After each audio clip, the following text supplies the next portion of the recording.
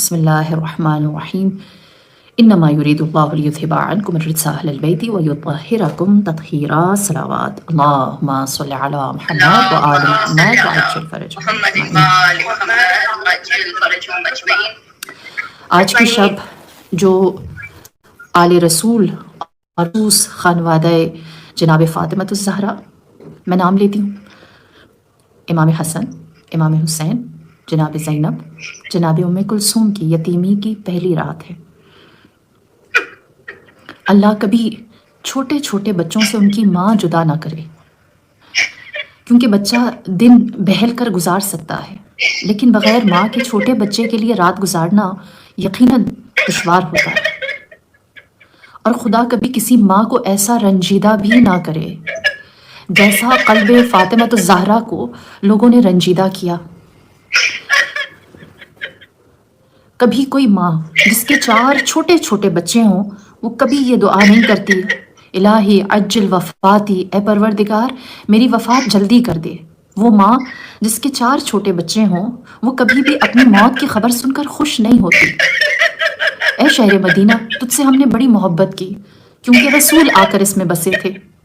ہم بڑے ناز کر کے یہ کہتے ہیں کہ یہ شہر یثرب تھا، لیکن جب خاتم النبیین نے اس شہر میں قدم رکھے تو یثرب نہ رہا، مدینۃ الرسول بن گیا۔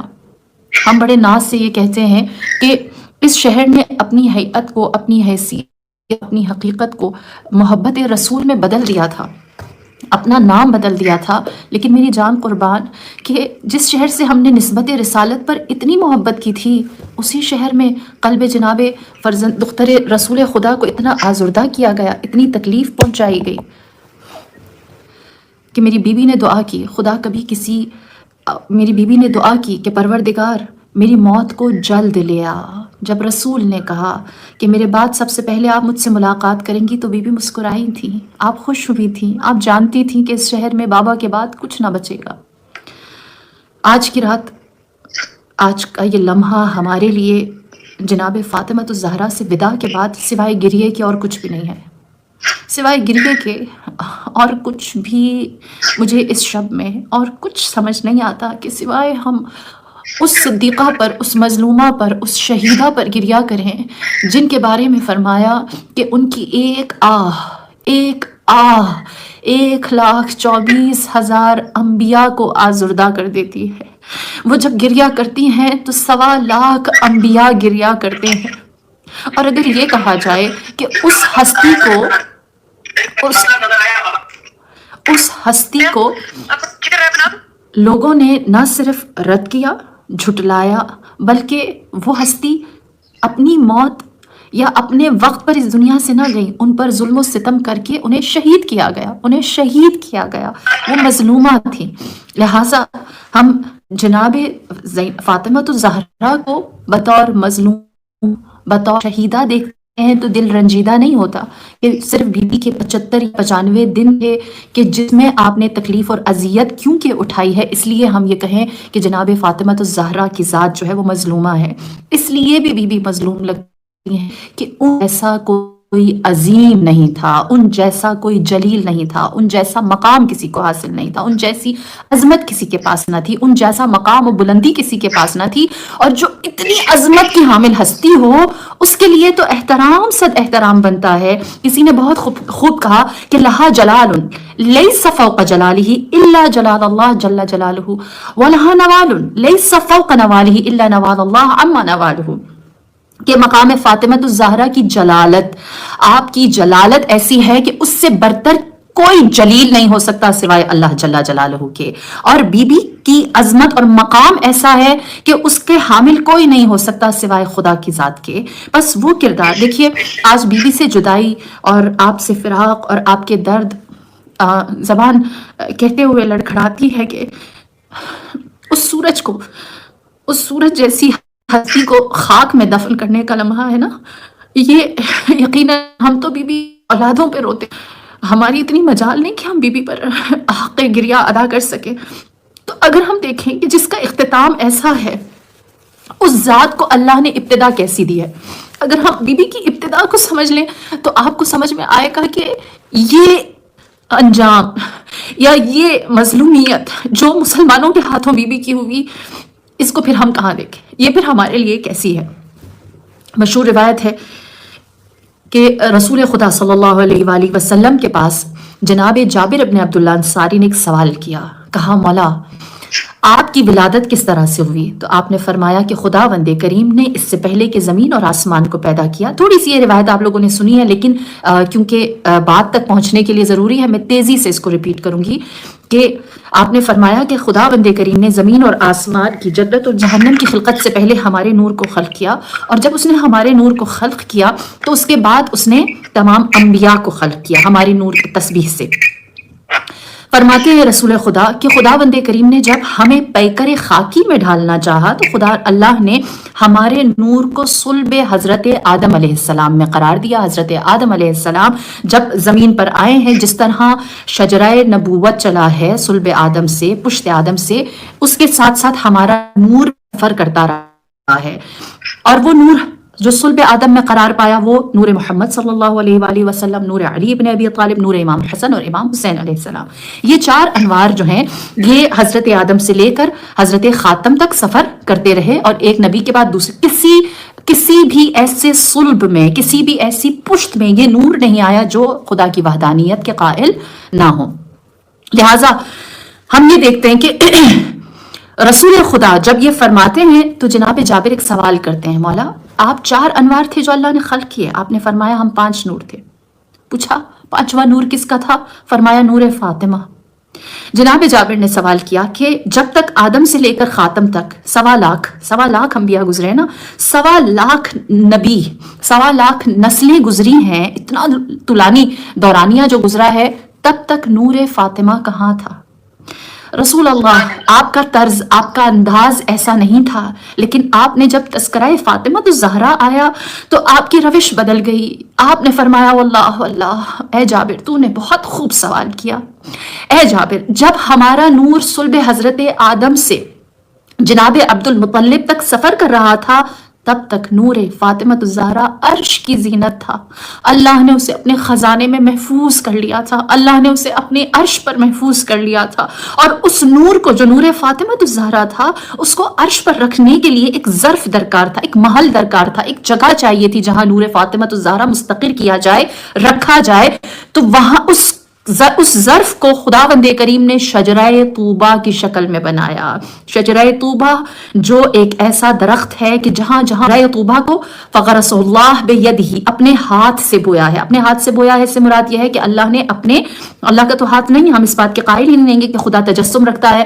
ہاتھ سے بویا ہے کا مطلب کیا ہے؟ مطلب یہ ہے کہ اللہ نے اپنے اور مخلوق کے درمیان امر، حکم کا فاصلہ بھی نہیں رکھا، کن بھی نہیں کہا. اپنی رضا سے جس کو خلق کیا ہو وہ عرشی ہوتی ہیں، چیزیں نورانی ہوتی ہیں. لہٰذا شجرہ طوبہ کو اللہ نے خلق کیا، اور اس شجرہ طوبہ کے ٹاپ پر، بالکل اس کی بلندی پر نور فاطمہ الزہرا کو قرار دیا.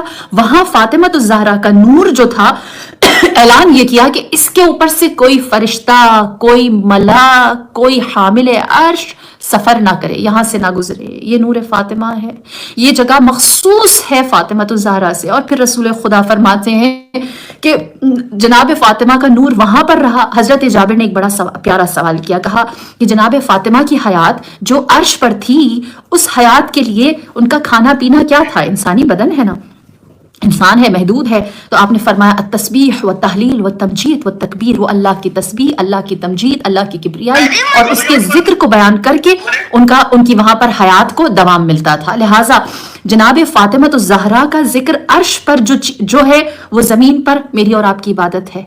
جناب فاطمہ کی غزا جو ہے وہ زمین پر میری اور آپ کی عبادت ہے. لہٰذا رسول خدا فرماتے ہیں اللہ نے مجھے معراج عطا کی، مجھے 40 دن تک، تصور کریں 40 دن تک کہا دنیا کی ساری لذتوں سے اپنے آپ کو دور کر دیجئے.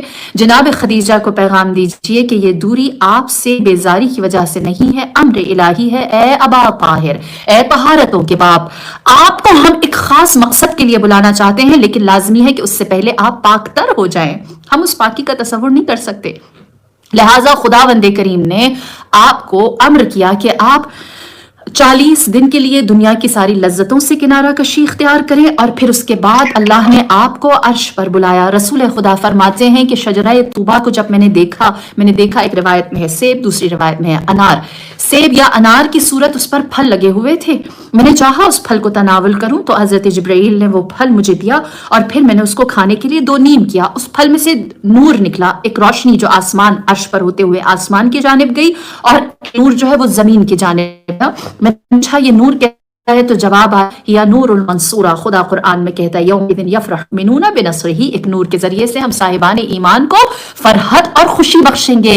ए मोहम्मद, ये नूर मंसूरा, नूर फातिमा है। मंसूरा यानी जो आपकी नुसरत करने वाला है, जो आपकी मदद करने वाला है, जो आपकी यारी करने वाला है। और यही वजह है कि खुदावंद करीम ने जब ऐसा नूर मंसूरा जनाब रसूल खुदा को दिया तो क्या कहा, इन्ना शानी अका हुवल अब्तर, इन्ना शानी अका हुवल अब्तर, आपका दुश्मन रुसवा।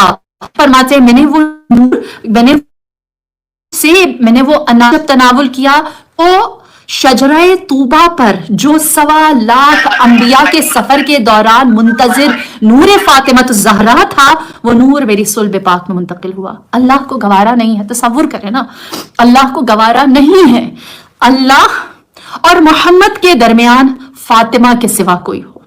वो रब्बुल आलमीन, मोहम्मद रहमतुल लिल आलमीन और फातिमा सैयदतुन निसाइल आलमीन, 2 जहानों की औरतों की सरदार। या आलमीन की सिफत अल्लाह ने या अपने लिए रखी है या मोहम्मद सल्लल्लाहु अलैहि वसल्लम के लिए, खातमुन नबीयीन के लिए, या खुद जात फातिमा ज़हरा के लिए। हमारे तसव्वुरात अर्श के किसी गोशे को नहीं पकड़ सकते, तो वो जीनत अर्श इलाही है 1.25 लाख अंबिया के गुजरने तक, तो हम फातिमा को कैसे दर्क कर सकते हैं जिसकी अजमत ऐसी है। लिहाजा रसूल खुदा फरमाते हैं कि फिर नूर फातिमा मेरे अंदर मुंतकिल हुआ और अल्लाह ने उसे रहम पाक जनाब खदीजा बिनते खुवैलद के रहम पाक में मुंतकिल किया। इब्तिदा फातिमा की ऐसी है, मेरी बीबी की इब्तिदा ऐसी है, तो आप मुझे दिल पर हाथ रखकर बताइए, जिसकी इब्तिदा के लिए इख्तिसास है, पंजतन से बढ़कर तो कोई खल्क नहीं है ना, इसमें तो कोई शिया सुन्नी का कोई सिलसिला नहीं है ना। जब आप इस्लाम में दाखिल हो जाते हैं तो फिर क्या है, क्या शिया और क्या सुन्नी, जो पंजतन है उन जैसे कोई भी नहीं है। लिहाजा पंजतन की जब इब्तिदा के अंदर जनाब फातिमा का मकाम मखसूस है, उसमें या अल्लाह है या रसूल है और कोई नहीं है, और कोई नहीं है। उनकी गजा, उनके नूर का करार पाना, जब हम इंशाअल्लाह शफाअत पाएंगे और बेहश्त में जाएंगे, शजराए तूबा को देखेंगे और फिर समझेंगे कि ये ज़र्फ है, ये वो बर्तन है जिसमें नूर फातिमा को रखा गया है। फिर हमें एहसास होगा कि हम इस शाख के, इस शजराए तूबा की शाख के गोश्त पकड़ने के लिए इतनी तगोदौ करनी पड़ी, हलाल और हराम को देखना पड़ा।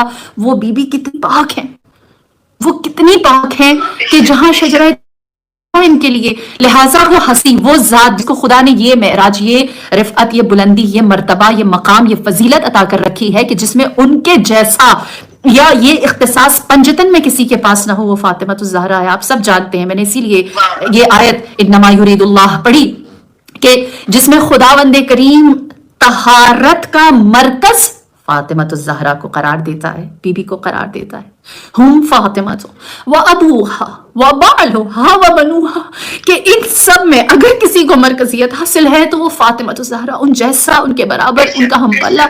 लिहाजा वो वजूद, वो हस्ती जिसको खुदा ने पंजतन में खास कर दिया, क्या ताजीम होनी चाहिए थी उसकी, उसके लिए कितनी इज्जत होनी चाहिए थी।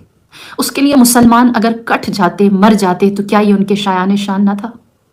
उनके हुक्म के आगे अगर सर तस्लीम खम हो जाते तो ये कोई ज्यादा मुसलमानों की खिदमत होती? वो मकाम जो उनके शायान शान है, उसमें अगर मुसलमान अपनी औलादों को कुर्बान कर देते तो क्या ये ज्यादा होता? कितना बड़ा मकाम और मर्तबा है जनाबे फातिमा का, उस हस्ती का रुतबा कितना बड़ा है। और उस रुतबे की हामिल बीबी को, उस रुतबे की हामिल बीबी को जिसका रुतबा अव्वलीन आखरीन में किसी में नहीं, अगर उस बीबी को रद्द कर दिया जाए तो इससे बड़ी मुसीबत कोई हो सकती है, इससे बड़ी कोई मुसीबत हो सकती है। अगर हम सिर्फ और सिर्फ जाहिरी तौर पर बीबी की शख्सियत جناب فاطمہ شب قدر کی مانند ہے، کوئی انہیں درک نہیں کر سکتا، کوئی انہیں سمجھ نہیں سکتا۔ اگر ہم بی بی کے کردار کی 18 سالہ مختصر سی زندگی سے تھوڑے سے گوشے اٹھائیں تو جناب فاطمہ واحد ہستی ہیں جو سیدہ، آپ کے القابات ہیں، جو سیدہ ہیں، جو نوریہ ہیں، جو حانیہ ہیں، جو عذرا ہیں، جو کریمہ ہیں، جو رحیمہ ہیں، جو عفیفہ ہیں، جو قانعہ ہیں، جو حکیمہ ہیں، جو فہیمہ ہیں، جو علیمہ ہیں، جو عالمہ ہیں، جو معلمہ ہیں، جو کریمہ ہیں، جو رحیمہ ہیں، جو حبیبہ ہیں، جو شریفہ ہیں، جو عفیفہ ہیں، جو جلیلہ ہیں، جو جمیلہ ہیں، جو سلیمہ ہیں، جو شفیعہ ہیں، جو شفیقہ ہیں، جو قوامہ ہیں، چیزوں کو اٹھانے والی، جو صوامہ ہیں، جو روزہ سکھانے والی ہیں، جو عطوفہ ہیں، رؤوفہ ہیں، جو حنانہ ہیں، جو منانہ ہیں، جو عالیہ ہیں، جو حانیہ ہیں، جو پاکیہ نوریہ ہیں، حوراء الانسیہ ہیں، جو حبیبت اللہ ہے، جو آیت اللہ ہے، جو آیت النبوہ ہے، جو ولی اللہ ہے، جو صفوت اللہ ہے، جو خیرت اللہ ہے، جو سر اللہ ہے، جو رکن الہدا ہے، جو موقع الہدا ہے، جو بنت المصطفیٰ قرۃ عین المرتضیٰ، جو بضعۃ المصطفیٰ مہجۃ قلب المصطفیٰ ہیں، جو روحۃ النبی زوجۃ الوصی ہیں، امینۃ الوحی ہیں۔ یہ وہ واحد ہستی ہے جو محرمہ ہے، مکرمہ ہے، محترمہ ہے، معظمہ ہے، منورہ ہے، معصومہ ہونے کے باوجود مظلومہ بھی ہے، مقتولہ ہے، میمونہ ہے، محزونہ ہے، مکروبہ ہے۔ یہ وہ واحد خاتون ہے جس کے بارے میں زبان وحی نے یہ کہا ہے کہ یہ وارثۃ السید الانبیاء، خاتم النبیین ہے، درۃ البیضاء ہے، غرۃ الغراء ہے۔ حیدری یا یا علی، علی، نعرہ حیدری یا علی، نعرہ سلوات،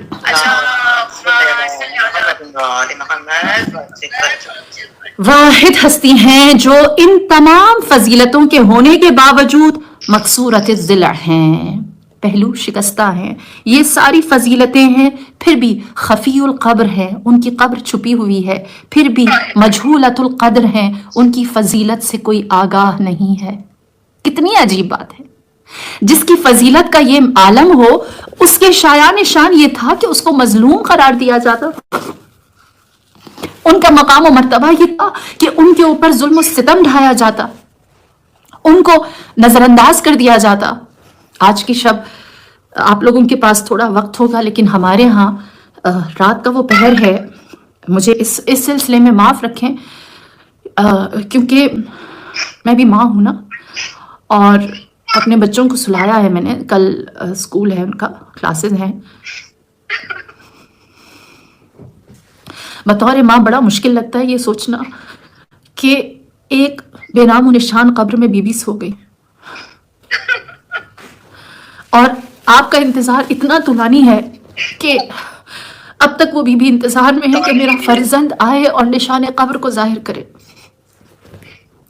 اور یہ پہر بار بار ہمارے اذہان کو متوجہ کرتا ہے جنت البقیع کی جانب، جہاں وہ قبر ویران ہے اور گھر میں سناٹا ہے، خاموشی ہے، ویرانی ہے۔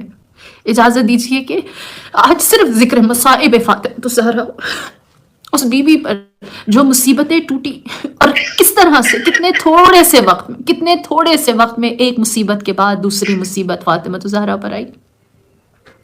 28 صفر جب خبر شہادت رسول خدا، رحلت رسول خدا آپ کو سنائی گئی، جناب فاطمہ الزہرا نے صرف ایک بات کہی، میرا رکن ٹوٹ گیا۔ پھر اس کے بعد رسول خدا کا کرتا اپنے سینے سے لگاتی، اس کی خوشبو کو سونگھتی اور گریہ کر کر کے آپ اپنے وقت کو گزارتی۔ کبھی صحن میں آتی، امام حسن اور امام حسین سے سوال کرتی، اے حسنین، تمہارا وہ نانا کہاں گیا جو تم دونوں کو اپنی آغوش میں لے کر یا اپنے دوش پر سوار کر کے یہ کہتے تھے کہ دیکھو کیا خوبصورت سواری ہے، تمہارا وہ نانا کہاں گیا جو تمہارے بارے میں یہ کہتے تھے یہ نوجوانان بہشت کے سردار ہیں۔ پھر کبھی آپ سوئے مسجد رخ کر کے فرماتی، اے ممبر، اب تو ہمیشہ کے لیے ویران ہو گیا۔ کبھی آسمان کی جانب رخ کر کے کہتی، اب یہاں سے وحی نہ اترے گی، اب شریعت نہ اترے گی، اب لوگ نہیں جان سکیں گے کہ خداوند کریم نے بندوں سے کیا سوال کیا ہے، اب وحی کا دروازہ بند ہو گیا۔ پھر اس کے بعد آپ اپنے سجدے عبادت گاہ میں جب آتی تو مستحب ہے آذان اور اقامت کہیں، اور خواتین کے لیے مستحب ہے کہ وہ شہادتین کہیں۔ تو جب نماز سے پہلے آپ شہادتین کہتی ہیں، اشہد ان لا الہ الا اللہ و اشہد ان محمد رسول اللہ، تو روایت میں ہے کہ نماز سے بہت دیر پہلے تک جناب فاطمہ گریہ کرتی، کہ جس نبی کے چہرے کو دیکھ کر میں کہتی تھی کہ میں گواہی دیتی ہوں محمد اللہ کے رسول ہیں، وہ چہرہ نہ رہا، اب یہ آنکھیں اپنی روشنی کھو چکی ہیں، اب یہ آنکھیں اپنی روشنی کھو چکی ہیں۔ لہٰذا یہ مصیبت کم نہ تھی کہ جناب فاطمہ کی آنکھوں نے یہ دیکھا کہ رسول کا جنازہ جب مسلمانوں کے شہر سے اٹھایا گیا تو تھوڑے سے لوگ اس میں شریک ہوئے، مسلمان سارے ہی آئے، انہوں نے سقیفہ کا میدان سجا دیا، سب بھول گئے 23 سال کی زحمت نبی کی کیا تھی۔ لہٰذا جناب فاطمہ الزہرا دفاع علی بن ابی طالب میں جب میدان میں آئیں، روایت ہے کہ بی بی نے جب امیر المؤمنین کے حق میں گواہی دی تو بہت سونے امیر المؤمنین کی اس گواہی کو حق فاطمہ الزہرا میں رد کیا۔ تاریخ گواہ ہے جناب فاطمہ الزہرا نے جب دیکھا کہ علی ابن ابی طالب آپ کے خطبے کا بھی حصہ اشتمت شملت الجنین، تم لوگوں نے علی کو ایسا کر دیا جیسے ماں کے شکم میں بچہ سکڑ کے بیٹھ جاتا ہے، اس طرح تم نے علی کے ہاتھ پیر باندھ دیے، ایسا تم نے اس حیدر کرار کو تنہا کر دیا۔ پھر اس کے بعد بی بی کے لیے علی کی تنہائی کافی نہ تھی کہ فدق کی جاگیر آپ سے چھین لی گئی، اور جب فدق کی جاگیر چھین لی گئی، روایت ہے کہ آپ سے کہا گیا کہ اگر کوئی ثبوت ہے تو لے کر آئیں۔ تصور کریں ثبوت کس سے مانگا جا رہا ہے؟ جو اسلام کے لیے گواہ تھی بی بی، جو اسلام کے لیے مباہلہ کے میدان میں گواہ بن کر گئی تھیں، تو لوگوں نے جو مد مقابل تھے، ان عیسائیوں نے جب بی بی کو آتے ہوئے جناب پنجتن کو بلکہ آتے ہوئے جب دیکھا تھا تو کہا تھا اس سے پہلے کہ یہ اپنے ہاتھ گواہی کے لیے یا دعا کے لیے اٹھائیں، یہاں سے نکل جاؤ، ان کی بد دعا آسمان کو ہمارے اوپر گرا سکتی ہے۔ اس کی گواہی کو جھٹلایا گیا۔ جناب فاطمہ الزہرا نے جب دیکھا کہ ہماری گواہی جھٹلائی جا رہی ہے تو اس کے بعد بی بی نے کیا کیا؟ تصور کیجئے، صدیقہ کونین ہے، خاتون جنت ہے، شفیعہ اعظم محشر ہے، محشر میں سب سے بڑی شفاعت جناب فاطمہ الزہرا کی ہوگی۔ بی بی اتنی بڑی ہستی ہونے کے باوجود مدینے میں رہنے والے ہر انصار اور مہاجر کے گھر کے دروازے پر گئیں، ہر انصار اور مہاجر کے گھر کے دروازے پر گئیں، اور سب کو آپ نے رسول خدا کی وصیت یاد دلائی، سب کو اسلام کا رکن یاد دلایا، اور وہ لوگ جو در فاطمہ الزہرا سے حاصل کرتے تھے انہوں نے بی بی کو کیا جواب دیا؟ اے بی بی آپ نے آنے میں دیر کر دی، یا آپ ان سے پہلے آتی اور سوال کرتی تو ہم یقیناً جواب مثبت دیتے، لیکن اے بی بی آپ نے آنے میں وقت لگا دیا۔ روایات میں ہے 300 گھر تھے مسلمانوں کے مدینے میں، 300 دروازوں پر دستک دی، 300 دروازوں پر دستک دی اور خالی پلٹا دی گئی بی بی۔ صرف 6 گھر ایسے تھے جن سے بی بی کو لبیک کی آواز آئی اور وہ آپ سے ملحق ہو گئے۔ اس کے علاوہ مسلمانوں نے 300 گھر اس بی بی پر رد کر دیے گئے جس کے دروازے پر اگر یہودی آتا تھا نا کچھ مانگنے کے لیے تو وہ اپنے گلے کا ہار بیچ دیتی تھی، لیکن یہودی کو بھوکا سونے نہ دیتی تھی۔ جس کے دروازے پر اگر یہودی آتا تھا اور گھر میں کچھ دینے کے لیے نہ ہو تو وہ اپنے سر کی چادر فروخت کرتی تھی، لیکن ان کی ضرورت پوری کرتی تھی۔ اس دروازے سے مسلمان چھوڑے، عزت والے اصحاب درکنار، انصار اور مہاجر چھوڑے، کوئی یتیم، اسیر اور مسکین خالی نہیں گیا، کوئی بے آبرو اس دروازے سے خالی نہ گیا تھا، اور صدیقہ کونین انصار و مہاجرین کے دروازے پر آئیں تو انہیں خالی بھیج دیا گیا۔ میری جان قربان، جب بی بی نے یہ دیکھا تو اس کے بعد صدیقہ کونین نے فیصلہ کیا وقت نماز آپ جا کر لوگوں کو بتائیں گی حق کیا ہے۔ میری بی بی کا خطبہ ہوا، جب خطبہ سنا تو حکومت وقت جو اس وقت کے درباری تھے انہوں نے کہا کہ آپ نے اپنے خطبے سے لوگوں کے دلوں کو مول لیا، لیکن جو فدق ہے اس کے لیے آپ کو ہمارے لیے ثبوت لا کے دینا ہوگا۔ ثبوت رسول کی سند تھی، رسول کی تحریر تھی۔ سنتے چلیں آج ہم کیوں رو رہے ہیں، اس بیوی کے دل پر کیا مصیبت ٹوٹی ہے۔ قصہ مختصر، بی بی سند لے کر مسجد میں آئی ہیں، ایک روایت میں ہے 40، ایک روایت میں ہے 20، ایک روایت میں ہے 10۔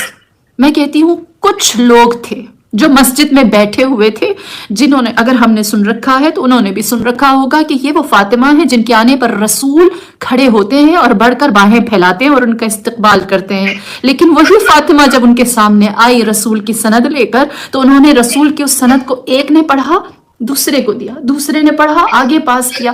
جتنی دیر وہ سب نبی کی اس سند کا مطالعہ کرتے رہے، نبی زادی انتظار میں کھڑی رہی،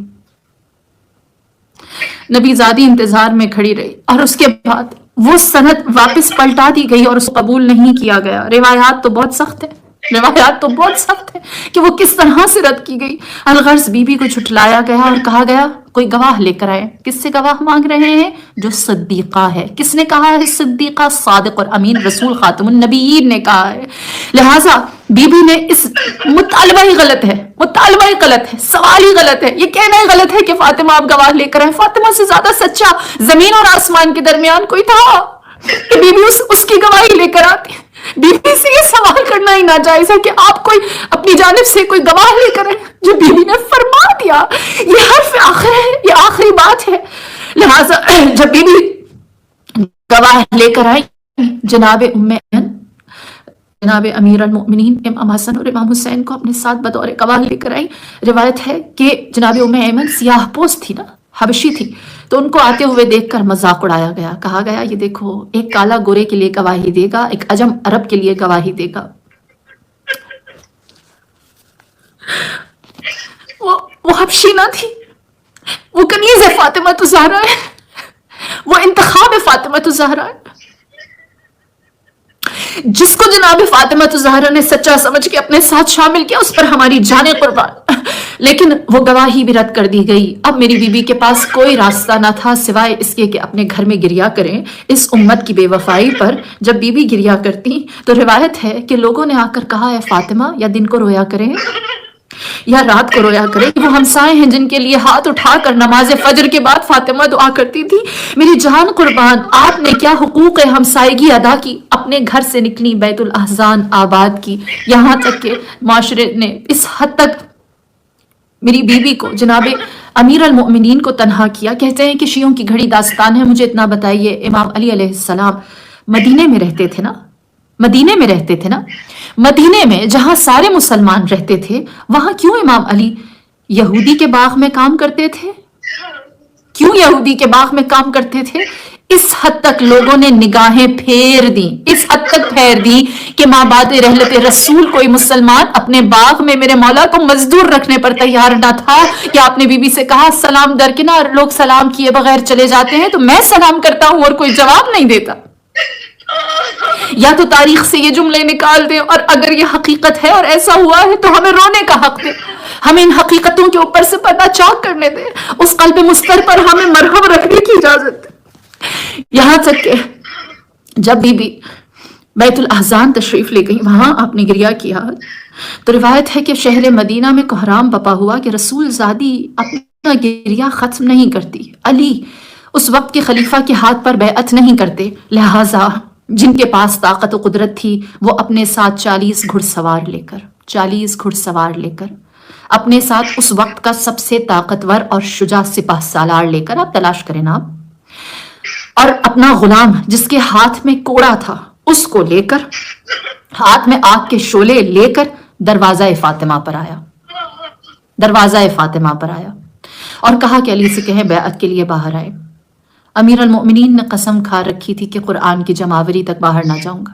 دوسرا ان کا مقصد تھا کہ امام علی علیہ السلام سے ان کا سامنا ہو. لہٰذا ان کے مقصد کو ناکام کرنے کے لیے جناب فاطمہ الزہرا خود دروازے پر آئیں کہ یہ علی کا گھر نہیں، یہ علی اور فاطمہ کا گھر ہے، یہ رسول کی بیٹی کا گھر ہے. اسی لیے بی بی نے فرمایا اے شخص میں فاطمہ ہوں، تو جواب آیا ہوتی رہیں. آپ سب جانتے ہیں بی بی نے دروازہ کھولا نہیں، بی بی پر دروازہ گرایا گیا اور بی بی کو شہید نہیں کیا گیا. بی بی کے شکم میں موجود جناب محسن کو بھی شہید کیا گیا. ایک نہیں 2 افراد کی شہادتیں ہوئی. نہ جانے کس چیز کا غصہ تھا مسلمانوں کو. الغرض جب بی بی پر دروازہ گرا، میں کیسے بیان کروں اہل عذاب سب کو خداوند کریم نے جیسا آپ کو غم سید الشہداء دیا ہے ویسے ہی غم فاطمہ الزہرا دے. در و دیوار کے درمیان پس گئی تھی زہرا، مدد کے لیے گھر میں حسن بھی تھے، حسین بھی تھے، امام علی مشکل کشا بھی تھے، لیکن پکارا تو آپ نے اپنے آخری فرزند امام زمانہ کو پکارا اور فرمایا یا مہدی ادرکنی، اے میرے فرزند مہدی میری مدد کے لیے آئیے. اور پھر وہ کیفیت ہو گئی بی بی کی کہ اب بیت الاحزان نہ جا سکتی تھی فاطمہ، بیت الاحزان بھی نہ جا سکتی تھی فاطمہ. روضہ رسول کی جانب اس طرح سے جاتی تھی کہ دیوار پکڑ کر تاریخ کے اوراق تلاش کیجئے اور دیکھیے بی بی کا سن مبارک 18 سال کی کوئی بچی دیوار پکڑ کر چلتی ہے؟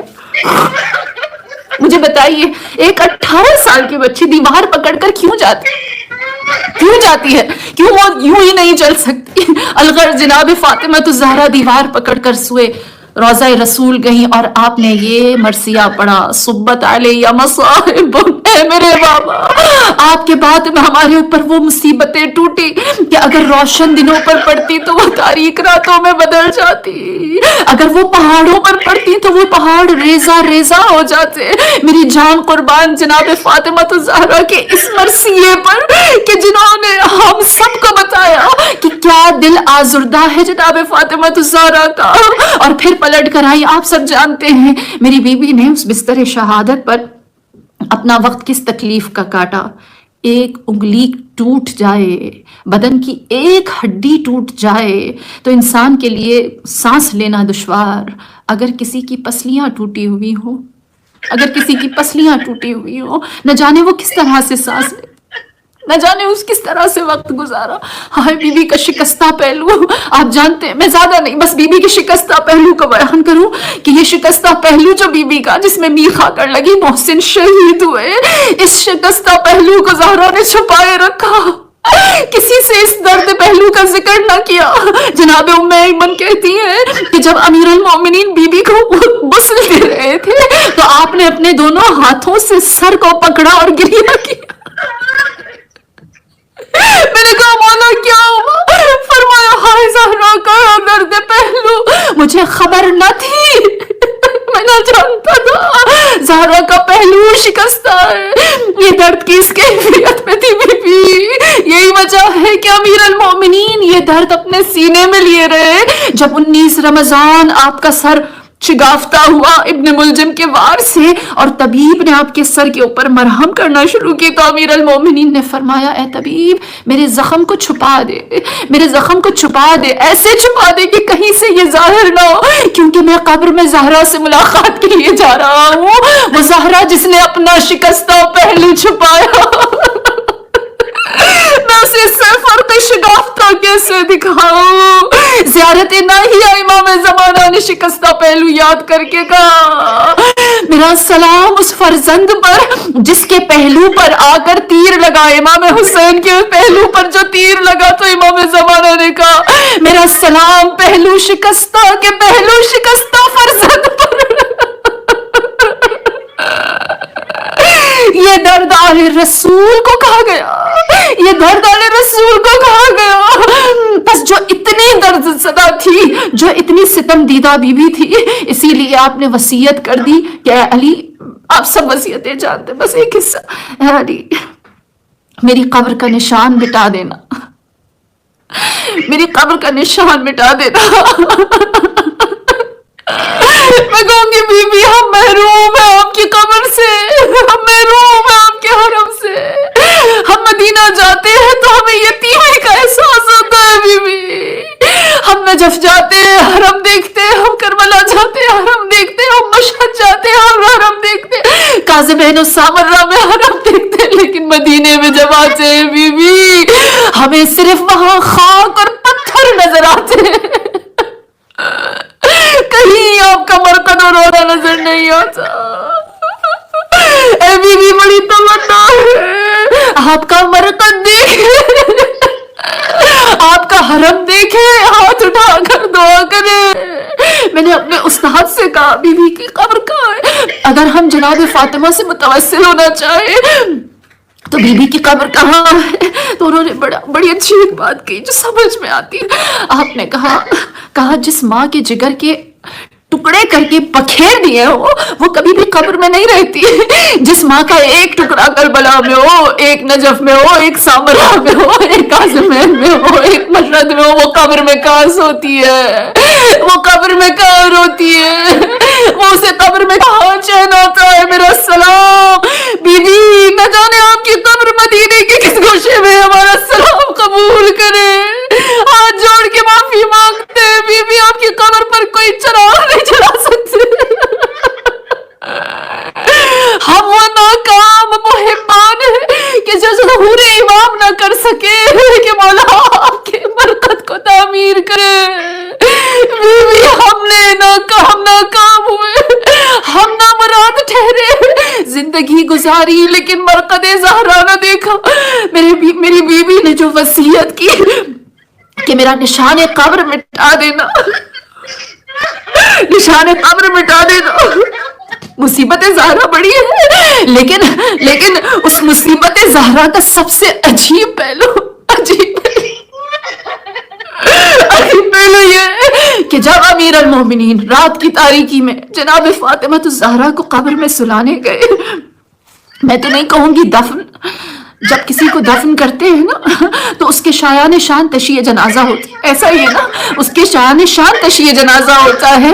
फातिमा तो ज़हरा दफन नहीं हुई, आपको छुपाया गया है, आपको छुपाया गया। कौन बाइज्जत ऐसा है जिसको कब्र में सुलाने के बाद 40 कब्रें और इस खौफ से बना दी जाए कि कहीं बदनीयत लोग इनको इनकी कब्र से इसलिए ना निकाले ताकि जमाने पर ये जाहिर करिए वो हमसे नाराज नहीं गई, देखो हम नमाज जनाजा पढ़ रहे हैं। छुपाने के लिए जब कब्र तैयार हुई, मेरे मौला अमीर कायनात अव्वल मजलूम ने जनाब फातिमा तो ज़हरा को उनकी कब्र में लिटाया। रिवायत है कि आपने जब बाहर निकलना चाहा तो फातिह खैबर की कमर टूट गई, कमर टूट गई। आपने फरमाया या रसूल अल्लाह अदरिकनी, ऐ रसूल खुदा मेरी मदद कीजिए। जब ये देखा इमाम हसन आगे बढ़े, बाबा को सहारा दिया। अमीर कायनात ने इमाम हसन के हाथों का सहारा लेना चाहा लेकिन ना निकल सके। इमाम हुसैन आगे बढ़े, आपने सहारा दिया, कहा बाबा हम बेटे आपको कब्र से बाहर निकालेंगे, हम आपका जोरे बाजू है। सहारा देकर कब्र ज़हरा से अली को जो बाहर लाना चाहा, इमाम बाहर ना निकल सके। जब ये मंजर देखा तो जनाब ज़ैनब कुबरा आगे बढ़ी, फरमाया है बाबा मेरे नन्हे नन्हे हाथों को पकड़ लीजिए, मां न रही, मैं मां की जगह हूं। सानिया ज़हरा ने जो हाथ बढ़ाए, अमीर कायनात ने उन नन्हे हाथों को ज़ैनब कुबरा के थाम के बाहर आए, उन हाथों का बोसा लेकर फरमाते ऐ बाप की जीनत ज़ैनब, तू सानिया ज़हरा होगी। माँ दरबार में गई, आप भी दरबार में जाएगी। माँ ने खुतबे दिए, आप भी खुतबा देंगी। माँ ने विलायत को बचाया, आप इमामत को बचाएंगी। ये कहकर मौला ने बच्चों को रुखसत किया। फातिमा तो ज़हरा की कब्र पर खाक डाली, खाक डालते जाते इन्ना लिल्लाह पढ़ते जाते, खाक डालते जाते इन्ना लिल्लाह पढ़ते जाते। जब सब कब्र से रुखसत हुए, अमीर अल मोमिनीन कब्र पर बैठे रहे न जाने कितनी देर। कुरान नातिक, कुरान साबित को हाथ में लिए फातिमा तो ज़हरा की कब्र पर तिलावत करते रहे। बहुत देर बैठे, न जाने कितनी देर बैठे। जब कुछ देर गुजर गई, बस आखिरी जुमले, जब कुछ देर गुजर गई तो कब्र ज़हरा से आवाज आई, ए अली अब घर को पलट जाइए, ए अली अब घर को पलट जाइए, ए अली बहुत देर हो गई, अब घर को वापस जाइए। बच्चों की बगैर माँ के आज पहली रात है, बच्चों की बगैर माँ की आज पहली रात है। ए अली अब उठ जाइए। अल्लाह लानतुल्लाह अला कौम ज़ालिमीन वसअलम अल्लज़ीना ज़लमू अय्युहुम क़लबun यनक़लिबून। सब्र कर, इन्ना लिल्लाह व इन्ना इलैहि राजिऊन, इन्ना लिल्लाह व इन्ना इलैहि राजिऊन।